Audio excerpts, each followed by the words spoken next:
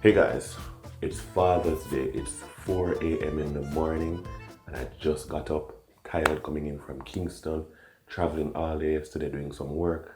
But I had to do this one on Father's Day. Yeah, it's part two of Becoming a Dad to Becoming a Dad Again episode. And I just had to do this on Father's Day. Everybody's asleep. I got up before everybody, and I just want to say thank you. Thank you for all the love, the support, the feedback, whether good or bad. I was just really letting you a little more into my life. And this is part two. I want to say big ups to all the fathers out there. It's not been an easy road. It will continue to be a rough road. Just keep driving, but just ensure that the engine in your car is God. I want to thank God for allowing me to see another Father's Day. I want to thank my parents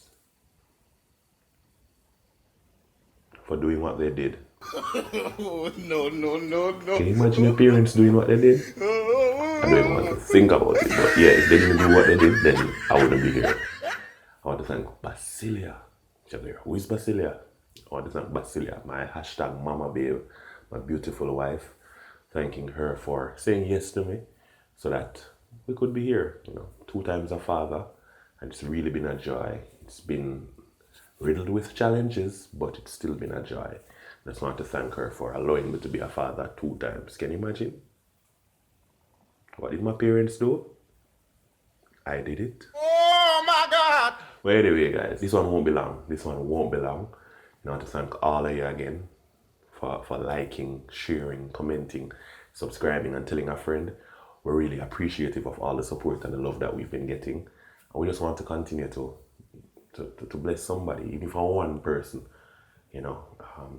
This struggle or this journey called fatherhood is not easy for us who are trying really hard and doing all that we can to make sure that the lives of our children are bettered and are better than ours. And also for those who've had rough parenting situations, whether your father wasn't there or whether, you've not been able to be the best father that you want to be. It's not been an easy road. But the journey continues, right? So we just have to continue on this journey. So I wanted to quickly jump into part two. So part two is basically round two for me, from bad, becoming a dad, to becoming a dad again, badder. So yeah, when you think about it, in a Jamaican term, we usually say, can it get from bad to worse? But for me, it's from bad to badder. And when we found out we were pregnant again, now with all of the challenges I had the first time around, I ensured that I came to a conscious decision that I wanted to do things differently this time around. Now, I'm going to share in the next episode, I quit my dream job for family. But that's where it starts. I'm not going to touch it today, but that's where it starts. I quit my dream job for my family. When we found out part two was really me saying that I wanted to do things a lot differently. And it didn't start out that way. I was trying my best to, in the same situations, make things better. And it really wasn't working out. It was really rough. But I said to myself that, well, Brian, the strains of the first pregnancy, the first child, the situation surrounding the first child, which was Bria, was rough. What are you going to do this time around?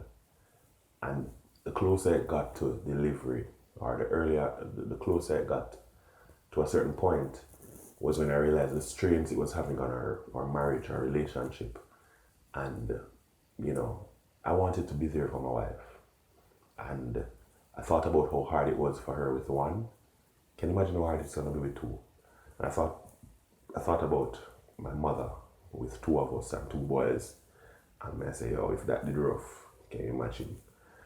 So I literally had to give up something to get something else. And fast forward, again, I won't touch much into that. Fast forward to me coming to Mandela to start afresh. Fast forward to me, trying to make sure I do every single thing differently this time around. Now you always hear the first child, parents are so careful and they do so much reading and they do so much research and they try to be like awesome parents. And the second time around, you learn, so you don't have to do all of them something, you don't have to be as on the edge. And a lot of that is true, but there's also the reverse side where, for me, I was trying to make things better this time around. So, like every doctor's visit, I ensured that I was there. I tried to be there like 90% of the time this time around. Last time it was probably 40%. This time it's 90% of the time.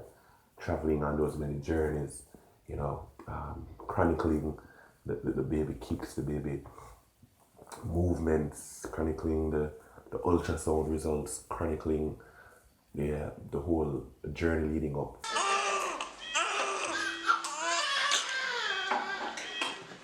Bella, you want the next baby? Like this time around, guys, I took on a personal project to make sure the girl's room was ready. Like, block off the entire room, nobody couldn't go in. I paint, I put up this, I put up that, I put in this, I put in that.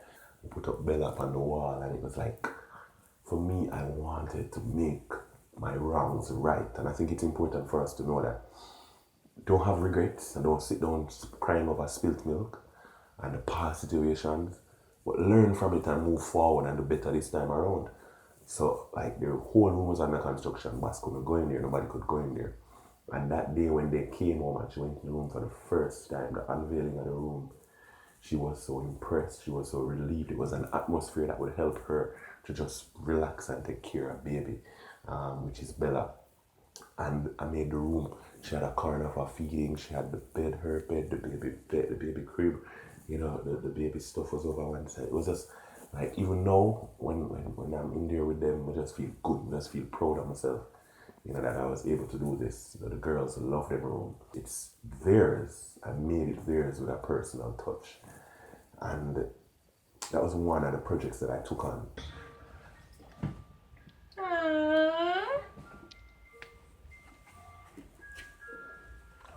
What? Surprise!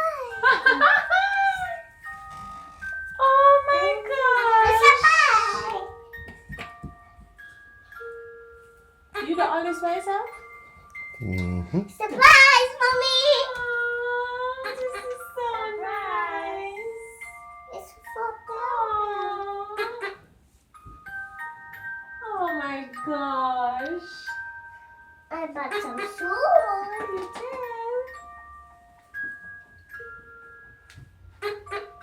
You We're fun did. too. This is so nice, babe. Are you painting over the room too? Mm-hmm. Surprise! I also wanted to prepare Bria for being a big sister. So all the dolls that she got, we got more real life dolls, and we spoke to her about what it means to be a big sister. We gave her the doll. We told her how to treat the doll, and you'd see her going around with the doll. And there was one called Mene, because she had Minnie already. So Mene, which is a little her, and she treated the doll like a sister. And she was looking forward to her sister. She spoke to her in the tummy every day, just like me with her. She spoke to her and she laughed and she talked about, Mommy's got a baby in her belly, and yada yada. And she was really excited. And I took her through, when sister comes, you're gonna have to share. When sister comes, it's gonna be you, mommy, daddy, and sister. It's not gonna be you alone. And I was just encouraging her and preparing her. You see, now when I see her with Bella, guys, it's like a mini helper. She's so caring, she's so supportive, she's so helpful. She saves us a whole lot. Like, she's just an amazing big sister. She holds her hand when she's walking outside. She tells her what to do, what not to do. Like, Bella never want we teach her to read or to do some things. If it's not Bria, Bella don't want it. When they want to play, it's just the two of them. And I thought that was important too, to ensure that that sibling relationship was established from early. I wanted them to be best of friends. I wanted them to be able to support each other, to lean on each other. And that was the next step that I took. And I think one of the other steps I took was, because I wasn't there a lot for mommy the first time around because of distance, I wanted to ensure that this time around I was there. So I I tried to make up. I really tried to make do. And I want to point out two things. One, it was a beautiful journey. And two, it was a challenging journey. Because in trying to focus so much on not letting this time repeat itself, that itself was a challenge. And when you have that in front of you all the while as the landmark and you keep looking at it and you're trying not to, you lose a lot of yourself in the moment. You lose a lot of the now in the moment because you're trapped in the past. And I think that is something that we should be careful and mindful. We should be careful about and mindful of, because if you're constantly looking at the past, yeah, you must know where you're coming from to know where you're going. But if you're constantly looking at the past, it will hold you back from enjoying the now.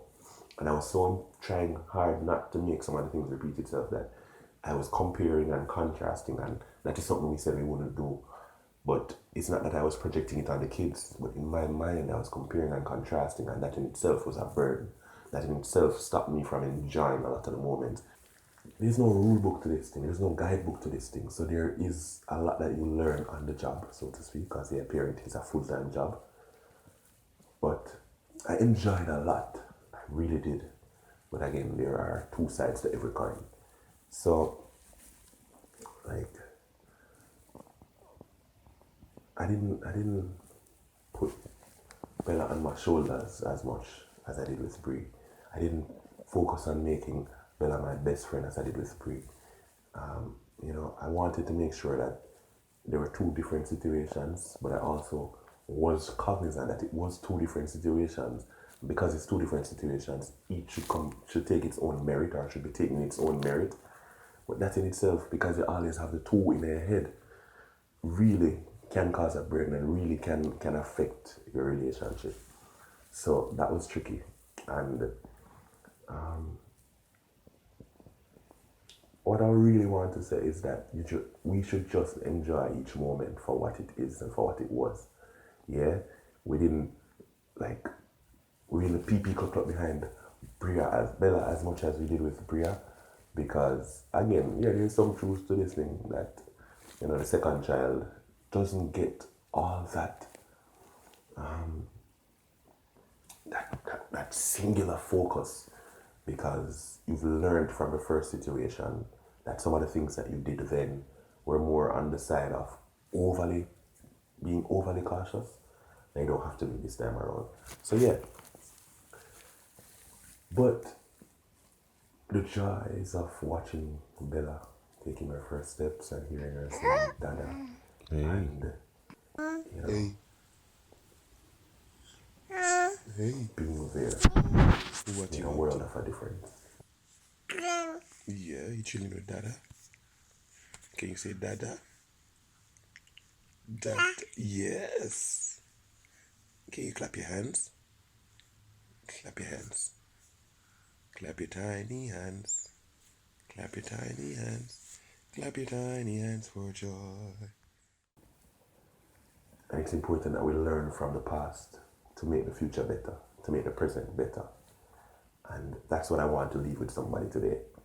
Today's a new day. Today's a day you can start afresh. Yeah, you're gonna have old scribblings in the book. But when you turn over that new page, that new leaf, there's a new story to be written. There's a new narrative to be written. There's a new joy. There's a new experience, and you can make the wrongs right. You can make today better than yesterday. And that should be the goal. Don't be so focused on the past that you end up repeating it, or you end up struggling over the future, or struggling in the present and stumbling in the future. Be focused on enjoying the now and enjoying your kids. Enjoy your relationships with your kids now. To somebody out there are things that you did that didn't work out and that caused a problem. Deal with it, but make future solutions now. It starts with the now. So your future solutions start with fixing it from now. Today's a new day. You can make it right. You can. You see, when you see me in here, so like, it represents freshness, it represents color, it represents vibrance, it represents me bringing to you a different part of me. And I believe that and I hope that I helped somebody, because our children need their dads. It's more than providing, it's being there. I want to thank everybody who shared with me. Like when I did the first video, I tell boss I never really want to do nothing with it. Just have to post it because I don't believe it's gonna be received I didn't believe it was gonna be received the way it was. So I appreciate that. I just wanted to share. And when it comes on to fathers, it's a ticklish issue, and I didn't expect the outpouring of love and the support, but I appreciate it. And I look forward to continuing to share my fatherhood journey.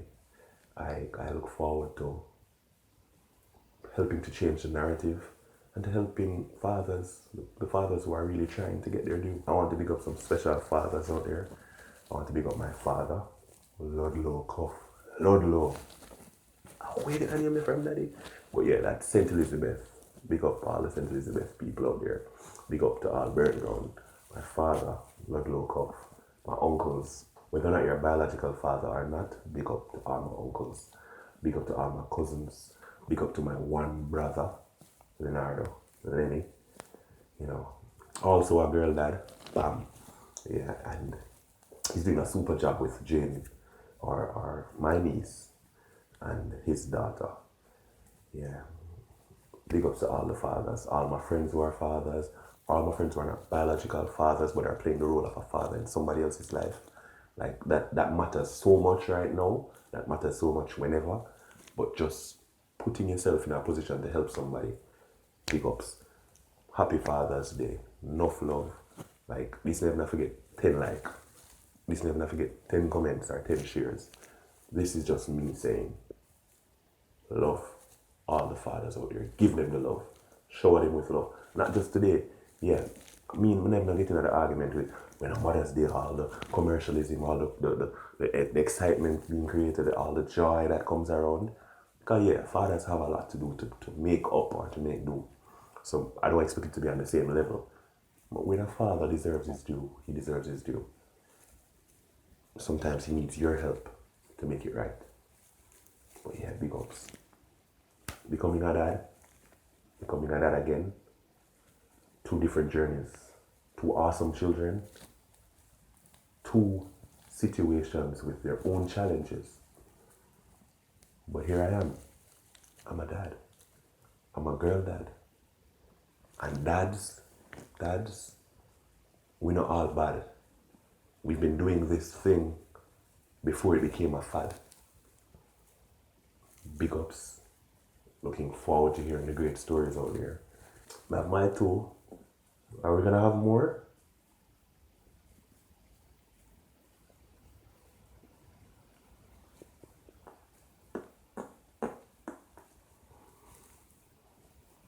Time will tell. But whatever happens, I know it's gonna be swell. Blessings, Father's Day. I'll catch up on my sleep and go back to sleep. I'm gonna make sure to upload this before everybody wake up so I can go back to sleep and get the surprise at the end of the day. I've been getting surprises for the past 4 weeks, guys. Well, 3 weeks. This is gonna be the 4th week. And I'm gonna share some of the presents. I'm gonna talk about the experience. My wife and my kids, they're amazing. Like, they've said to me that this is gonna be a special Father's Day. It's gonna be celebrating me 4 weeks.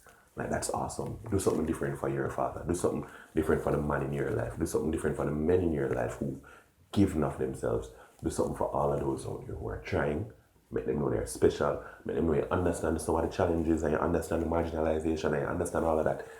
But just do something for them. Because, man, them.